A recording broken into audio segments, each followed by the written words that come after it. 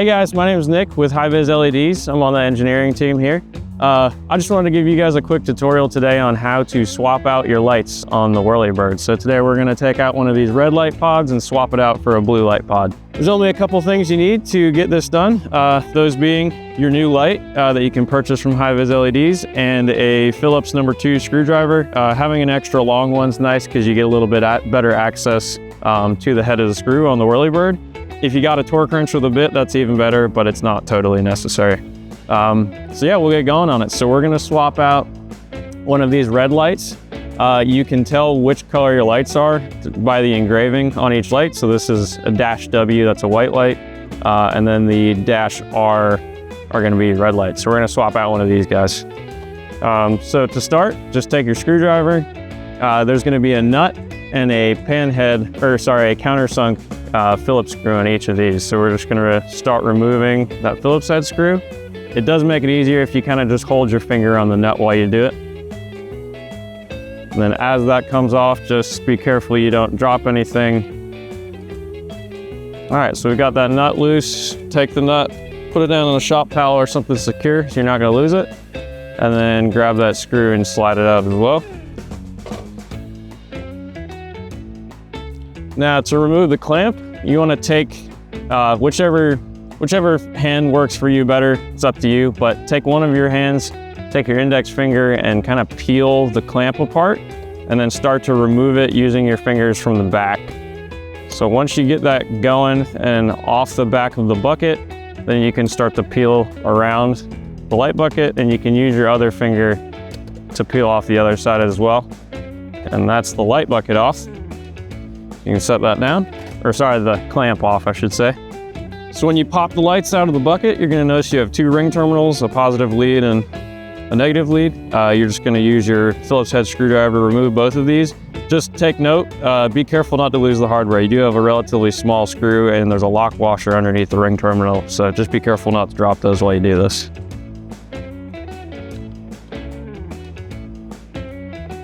All right, so there's our light off. So that's the side. Make sure we grab our lock washer. All right, so at this point, the only thing you need to watch out for is that just to make sure that this flange ring inside of the bucket hasn't fallen out as you remove the light. If it did, that's totally okay. They pop in and out pretty easy. Just make sure when you place it back in, you have this boss in the center is facing forward and not the other way around. So we'll have images in the instructions of exactly how to do that. And then make sure that these notches face radially out. So they'll align to the two notches in the bucket.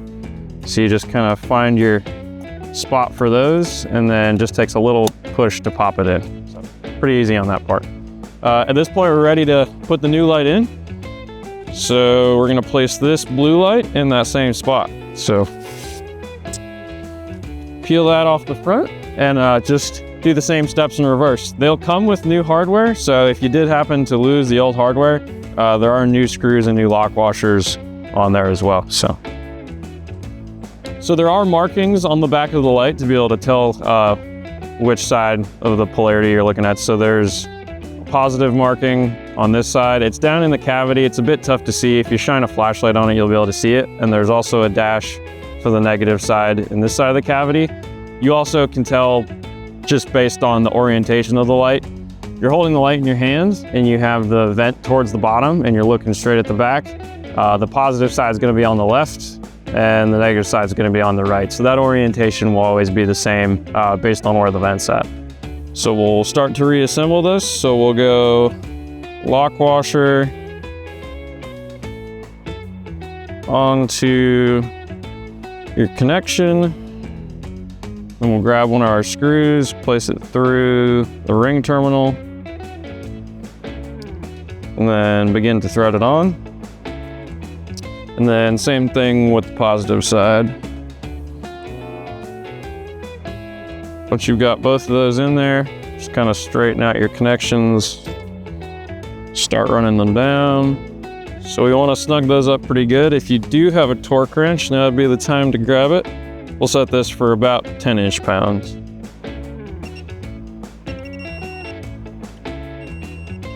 Cool, so that's all set.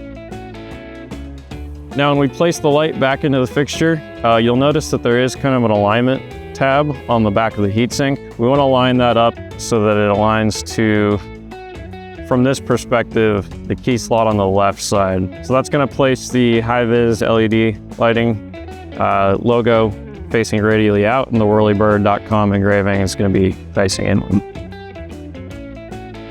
Cool.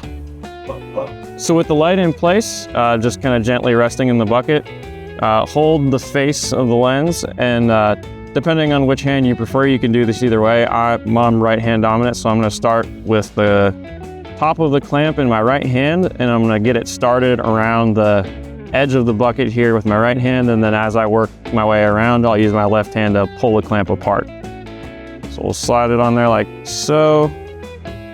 Just make sure it's behind the back side of the bucket, and then we'll slowly start to work it around by pulling this tab out. So that's fully in place. A good check at this point is just to go around and make sure you have all of the tabs hidden behind the edge of this bucket. If there's any tabs protruding, you won't be able to fully clamp this outer ring around the bucket. It'll bottom out too early. So looks like we're in good shape. We'll go ahead and insert our hardware and tighten this thing back up.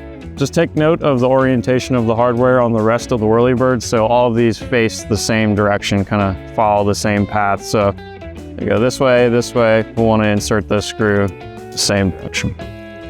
The easiest thing to do is insert that screw all the way through, and then just try to get this nut started by hand in the other side of the clamp. All right, so we've got those started on the threads. We'll take our Phillips screwdriver and retighten it. As you get it threaded together, you'll want to hold the nut with your finger until it starts to seat, and then once it's seated against that face, you can let go. And so you'll want to go to bottom out where the two sides of the clamp come together, and then snug it up pretty good. If you do have a torque wrench on hand, I would recommend go ahead and set that for about 10 inch-pounds and tighten that to torque. So I already had that pretty snugged up, so we should be good to go. A good check at this point is just kind of grab the lens, make sure it doesn't easily rotate within the light, and then same thing, make sure the bucket clamp is securely on the bucket. In this case, everything looks good.